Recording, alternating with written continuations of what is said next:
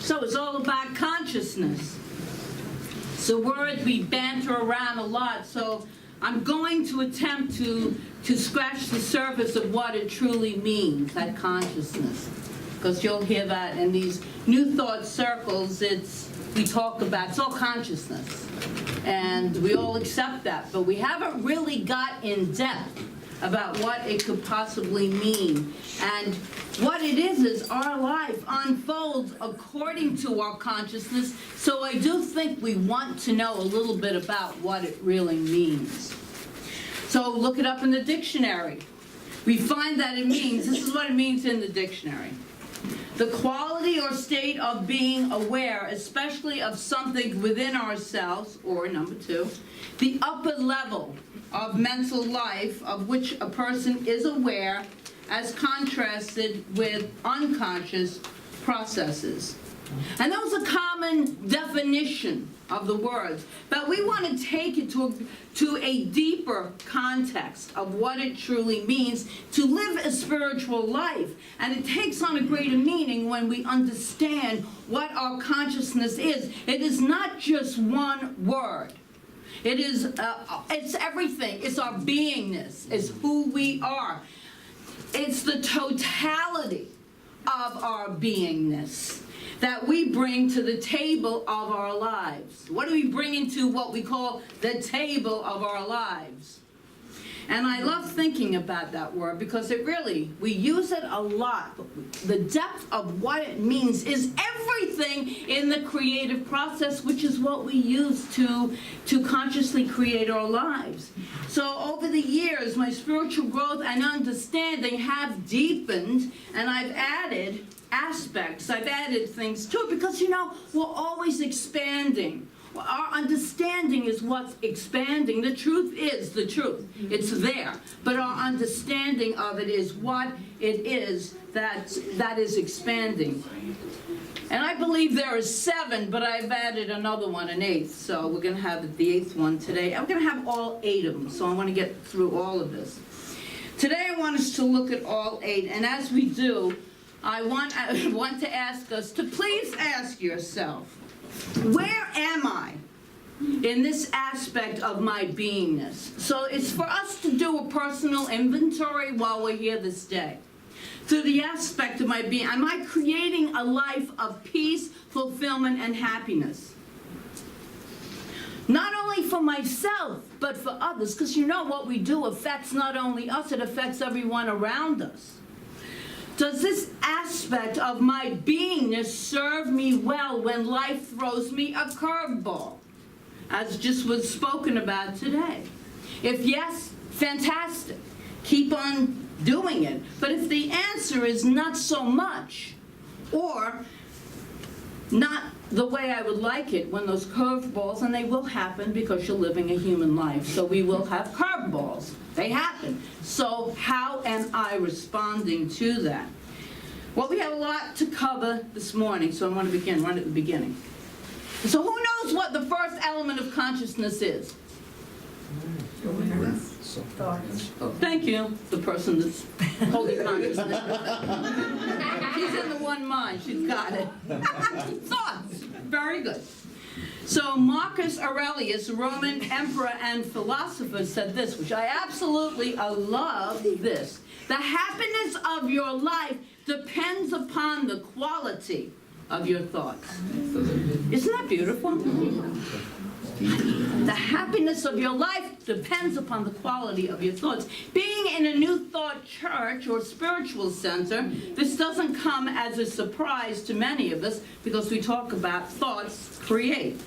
What may come as a surprise is the mountain of scientific research which has been done that is proven this to be absolutely the truth. And I have one study just to bring that in.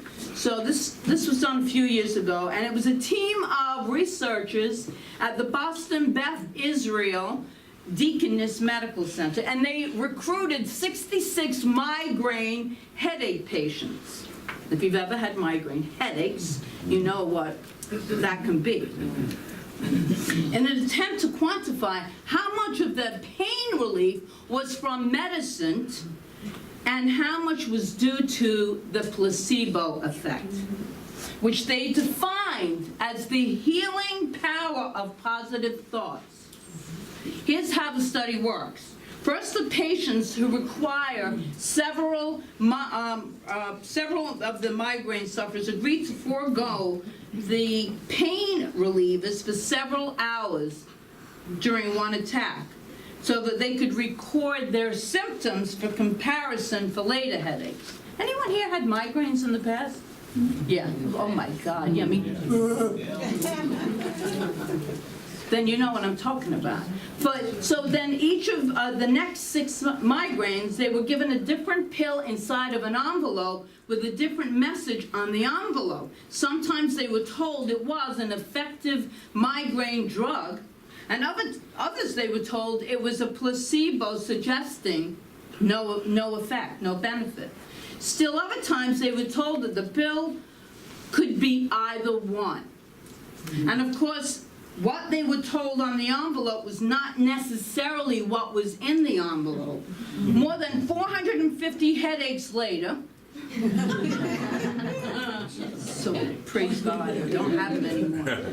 The surprise of the researchers, but not to us in New Thought, the patients' reports of pain relief more than doubled when they were told that the migraine drug was real versus when they were told falsely that it wasn't. In fact, people reported nearly as much pain relief when they took a placebo that they thought was the real drug as they did when they took the real one while believing that it was fake.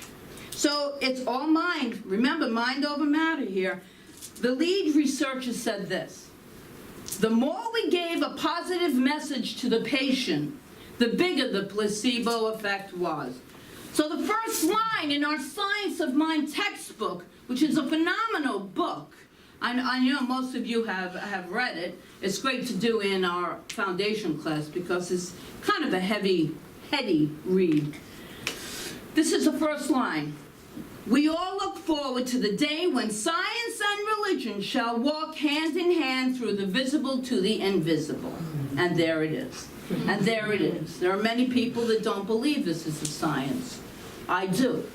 Because I know I'm creating my reality. I absolutely believe, and I think that's part of the consciousness we're going to get into, that I'm creating my reality through my thoughts. So scientifically, I am putting into the law methodically, if I'm consciously creating, and that comes back to me as the effect. It comes back as the experience in my life. So my question for you this morning is, can you afford the consequences of your own thought? And take to heart Emerson's quote, stand guard at the portals of your mind.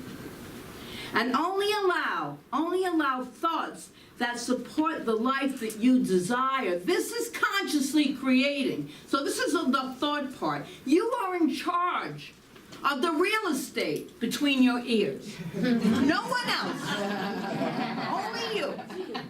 Only you can create. And you know, there's excuses, but we're not getting into that. So the first part of consciousness is that thought. The second element of consciousness is feeling.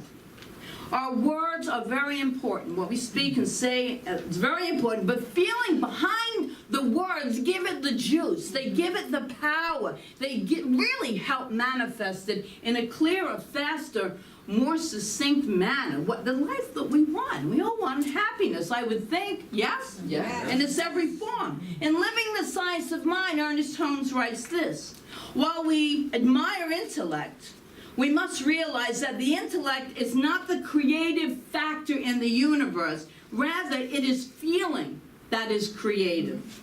The real creative power of the mind is deeper than the intellect. It passes into the realm of thinking, of feeling.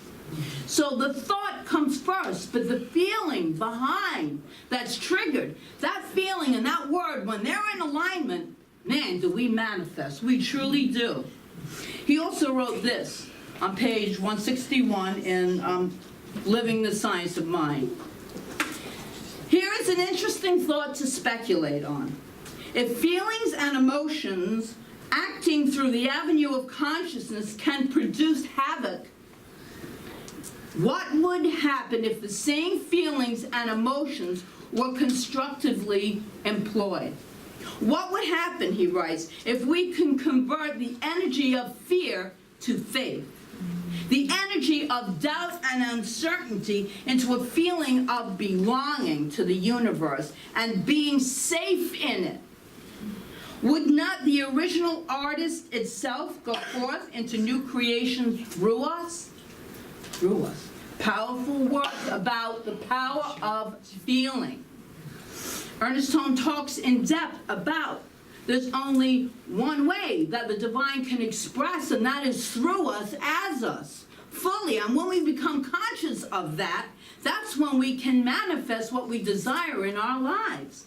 That's when we can manifest that healing. We can manifest whatever it is that brings us joy, that brings us peace, that brings us that feeling of safety and security. I love in Esther and Jerry Hicks' book, Ask and It's Given.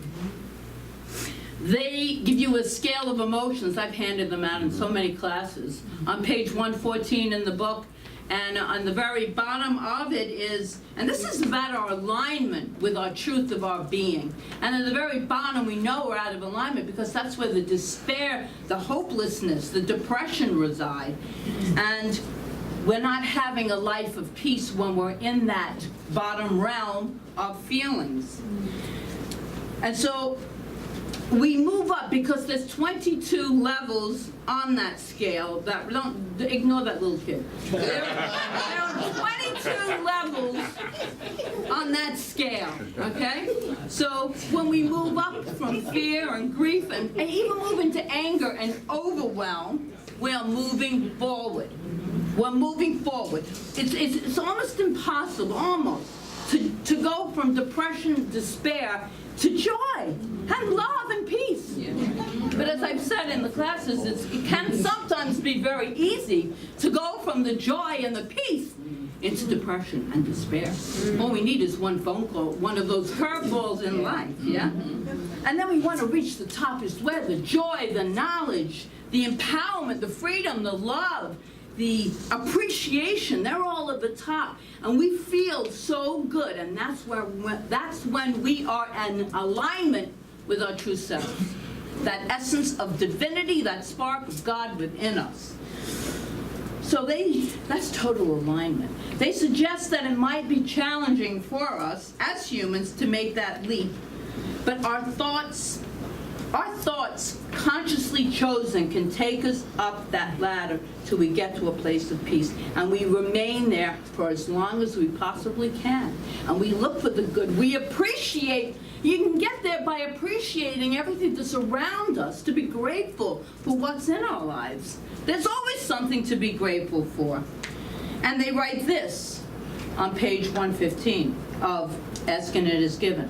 The thing that matters most is that you consciously reach for a feeling that is improved, meaning it's higher up on that scale, and that's consciously choosing, consciously living life. We get to choose.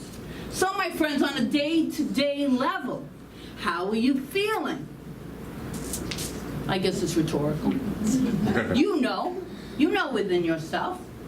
Realize how important your feelings are in creating the life that you really want to live. And then we move up. We're going to jump to the next three because they basically can go together. They have subtle differences, but they're all related. We have beliefs. We all have beliefs. That's our thoughts, our belief system, and our feelings. But we have accepted these beliefs. Some of them are good. A lot of them are not good. But we have accepted them as truth. This is the truth. How many times have you heard that? Especially growing up. This is the truth that I'm telling you, son or daughter. It's a belief. It's a made-up belief. It doesn't have to be real, but if you believe it, it is real for you. Then we move into values, and that's the thing that the things that we believe are important. So that's our values. And then we move into attitudes. And that's our outlook, and it's based on our beliefs and values. Our attitudes are based on what beliefs we are holding as truth, when we know they are not. There's only one truth, and that is the divine truth that is within each and every one of us. That infinite God spark that's just waiting to express through us. As examples, to people centuries ago, the earth was, here's an example, the earth was flat. Everybody believed the earth, well, most people believed the earth was flat. The vast majority did of the population. And if someone valued life, they wouldn't sail past the horizon. And if they did want to do that, like Columbus did, people said they were crazy. So, how far are you willing to push the envelope of your life, of your beliefs, that can dissipate in a moment if they don't serve you, and you step on that edge, that green, fresh edge of becoming, and take that step forward.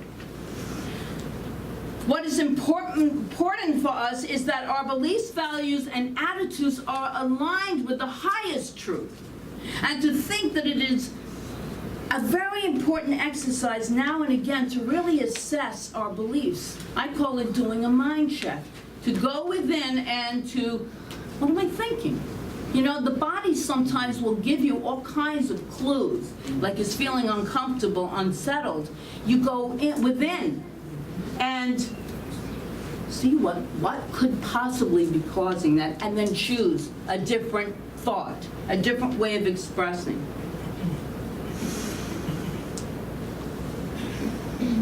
So what is important for us is that our beliefs, values, and attitudes are aligned with the highest truth. And I think it's an important exercise, I just said, to assess what it is. What I choose to believe about myself.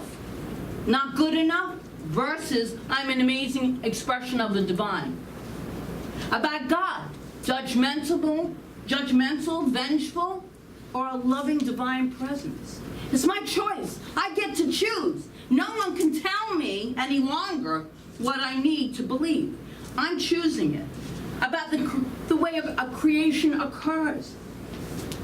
A creation in life. I'm a victim of circumstances. This is in our own life. Are we in that victim consciousness still? Because we'll attract more of that victim consciousness as effects and experiences in our lives. Or have I moved into that area, that space of empowerment where I get to create what I want to live, the way I want to live it, that does no one any harm? That is, again, choice. We get to choose. What do we truly value? What do we hold important? And to answer that question, all you got to do is look at your behaviors. Look at what's going on in your life and your behaviors. Are they in alignment with your highest good, or are they in alignment with the good of others? And check your attitude. Check your attitude. It is said that an optimist believes that the glass is half full, and a pessimist believes that the glass is half empty. But I really believe that that glass is refillable. Yes. So it can be refilled at any time. So whatever that glass is, pour some more in if you want to just overflow with a happiness, with joy. Our sixth sense of consciousness is summed up beautifully in the words of Ernest Holmes. This is in Thoughts Are Things. This is a book by him, a little book. Your word has power because your word is the action of God through your thought. Remember, one mind, God's mind, my mind, now, always. And that goes for everyone. And in this thing called You, a great book that he wrote this: when the time comes that nothing goes forth from you other than that which you would be glad to have returned. Hear that? Then you will have reached your heaven. What you want to experience, what are you giving out? You're going to receive it back, always. So there are no more words needed, I don't think, in that. The next element, we talked a lot this morning about, and this is taking divine inspired action. So this is about action, which is always a necessity. So we really don't need, we've been talking about action in spirituality, I think, for the last 7 years. But we don't really need to go into that aspect, that to share one of the most powerful passages about it that I truly believe says it all. And this is a passage that I love, and I usually recite it once every year. And it's W.H. Murray's book, The Scottish Himalayan Expedition. And he writes this: "But when I said that nothing had been done, I erred in one important matter. We had definitely committed ourselves, and we're halfway out of our ruts. We had put down our passage money, booked a sailing trip to Bombay. This may sound too simple, but it is great in consequence. Until one is committed, there is hesitancy, the chance to draw back, always ineffectiveness, concerning all acts of initiative. There is one elementary truth, the ignorance of which kills countless ideas and splendid plans, that the moment one definitely commits oneself, then providence moves too. A whole stream of events issues from the decision, raising in one's favor all manner of unforeseen incidences, meetings, and material assistance, which no man could have dreamt would have come his way. I learned a deep respect for one of Goethe's couplets," he says, and you know this: "Whatever you can do or dream you can, begin it. Boldness and genius have power and magic in it. Whatever you can do or dream you can, begin it. Boldness has genius, power, and magic in it." Love that. And this takes us to number 8, which I'll go through real briefly, the addition to what I have defined as consciousness. This is all consciousness. Isn't it great? Yes. Is this great? Yes. Good. Just want to keep you awake. So our thoughts, our feelings, our beliefs, our values, our attitudes, words, and actions, and the 8th one would be our reactions. How are we reacting? I'm not even going to respond. How do we react? How do we react to life? This is where we often go unconscious. That's why it's brilliant to be able to pick up the phone and call a practitioner and say, "I'm forgetting. Remind me." And they will do a prayer of truth and bring you right back to center. What is our initial response when we get a diagnosis? When we receive a car repair bill? When we lose our job? And conversely, what is our reaction when some abundant good just drops in our laps? When we are in the right place at the right time for an opportunity? We all have reactions to these things. When things really work out for the good in all sticky situations. We say, as was said this morning, and I say, "I can't believe it, it's a miracle, it's a miracle."